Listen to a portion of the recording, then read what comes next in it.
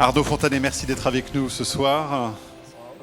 Vous êtes directeur de l'unité d'épidémiologie des maladies infectieuses, des maladies émergentes, à l'Institut Pasteur. Vous êtes professeur au Conservatoire national des arts et métiers et membre du conseil scientifique sur le Covid-19 auprès du gouvernement. Alors Arnaud Fontanet, on va parler du Covid long avant de vous laisser la parole dans la salle pour les questions. Vous avez donc lancé avec l'Institut Pasteur et le CHU d'Amiens l'étude Covid-Oise, dont la 4e et dernière session va se tenir en avril, je crois.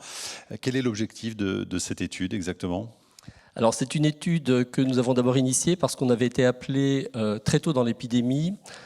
Je me souviens encore de la lettre de mission du 2 mars signée par le directeur général de la Santé, nous demandant d'aller aider Santé publique France dans l'investigation du foyer de Crépy-en-Valois. Rappelez-vous, c'est cette ville un petit peu au nord de Paris où les premiers clusters français en tout cas ont été décrits, des infections qui ont démarré quelque part début février. Et donc, suite à ces investigations que nous avions faites au tout départ, on a eu l'idée d'inviter les personnes qui avaient participé aux premières études à revenir tous les 6 mois pour ce qu'on appelle une cohorte, où à chaque fois, on leur pose des questionnaires sur qu'est-ce qui s'est passé dans les 6 derniers mois, est-ce que vous avez été infecté, quel type de manifestations cliniques vous avez. Et on recueille des échantillons qui sont un prélèvement nasopharyngé, de la salive et puis du sang pour avoir à la fois du sérum, on peut regarder par exemple la réponse anticorps, mais également des cellules pour la réponse immunitaire.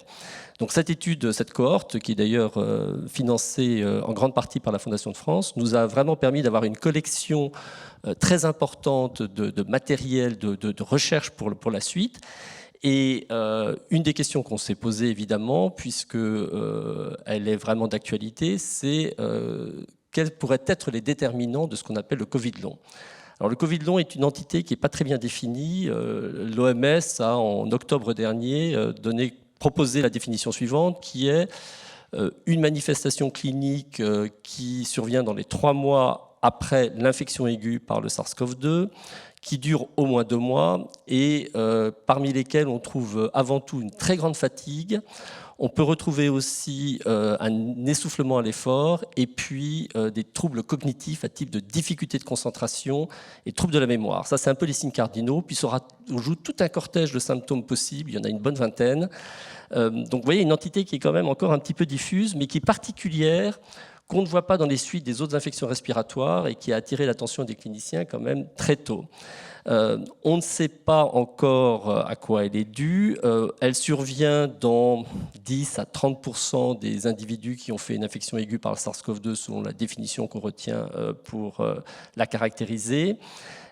En fait, on a 2 tableaux possibles. Il y a des gens qui ont fait des formes sévères. Là, ce sont plutôt des hommes, parce que les hommes sont plus touchés par les formes sévères que les femmes, et qui auront un âge moyen 50-60 ans. Et puis, il y a une autre population qui est celle des femmes qui ont fait des formes mineures de la Covid, mais qui, elles sont, elles, d'âge moyen, et elles vont avoir ces symptômes, particulièrement la fatigue et les troubles de concentration, assez caractéristiques. Les pistes sur lesquelles on travaille aujourd'hui, en fait, il y a 4 voies de recherche possibles. Une qui serait que persisterait dans l'organisme le virus, ou alors ce qu'on appelle les antigènes viraux, des fragments du génome viral qui seraient dans les tissus et entretiendraient une inflammation chronique. Donc ça, c'est une des pistes qu'on peut mesurer notamment avec dans le sang certaines molécules de l'inflammation. Il y a une autre piste qui est évoquée qui serait des auto-anticorps. Et c'est vrai que le terrain, notamment de la femme jeune, 20 à 40 ans, est un terrain associé avec pas mal de maladies auto-immunes. Donc c'est une autre voie de recherche. Là encore, ça peut se mesurer dans le sérum. Il y a une 3e voie qui tourne autour de ce qu'on appelle la dysbiose. C'est une anomalie de la composition de la flore qui peut être microbienne ou virale. Et puis la dernière voie, ce seraient des dégâts finalement tissulaires qui sont des séquelles, d'une certaine façon, d'infections sévères, mais là on la retrouve plus dans les formes hospitalisées. Donc l'intérêt pour nous, c'est que grâce à cette cohorte, on a finalement des échantillons qui ont été stockés pendant une période maintenant, donc sur 2 ans, tous les 6 mois. On a 100 personnes sur les 900 qui participent qui ont déclaré avoir un Covid long, tel qu'elles l'ont vécu. Et ce qui est particulièrement intéressant, c'est qu'on a des échantillons avant même l'infection par le SARS-CoV-2, avant même les manifestations de Covid long. Et on va pouvoir comparer, dans une série d'échantillons qui démarre donc au tout début de cette étude et avant les infections, les molécules inflammatoires, les auto-anticorps, dans des populations de personnes qui n'ont jamais été infectées, de personnes qui ont été infectées mais qui ont guéri sans Covid long, et de personnes qui ont été infectées et qui ont fait un Covid long. Et le fait d'avoir des échantillons qui préexistent à la déclaration du Covid long est particulièrement importante parce que c'est des pathologies où on est toujours coincé par cette question de ce qu'on observe quand on voit une inflammation dans les marqueurs, par exemple, du sérum. Est-ce que c'est la cause de la conséquence de cette maladie, le Covid long?